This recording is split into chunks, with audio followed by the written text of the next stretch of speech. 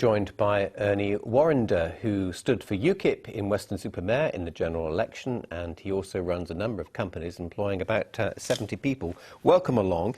Given that we've heard from businesses that it would be risky to leave, why would anyone take that gamble?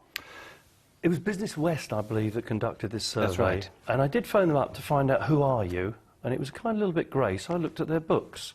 And what I found was fascinating. They employed 202 people, chief execs on 160k a year, and they're all funded by the EU. Well, I've got no evidence about that, but they did ask a lot of businesses, and 1,000 responded. 900 odd. 900 odd responded, and the overwhelming majority say it would be risky to leave. Yeah, they got 852 positive responses saying they wanted to stay in.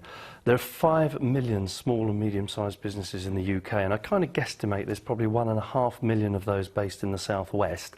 I don't think 852 is much of a straw poll. Yes, but actually it's not a bad survey by polls as that happens. But address the main point. I mean, if businesses are saying it's risky, why would anyone want to take the gamble? They're not saying it's risky. I mean, you've got the chairman of Airbus. We'll start with the big ones and work our way down. He's now rescinded his former statement and said it'll actually have no effect on Airbus, who are very, very European heavy. He said they'd stay in. That's right. They wouldn't leave Britain as a result of that. That's correct. You got the chairman of JCB. But if they are right, if it is risky for business, is it still worth voting to come out, do you think? Would you do that deal? Would you say, well, to control the number of migrants, perhaps, we'll accept fewer people coming here? We'll accept a risk to business? There is this element that David Cameron fought an election on based on, I will renegotiate. You know, he'll renegotiate control of borders. You've touched upon it there. He can't. End of conversation. It's not negotiable.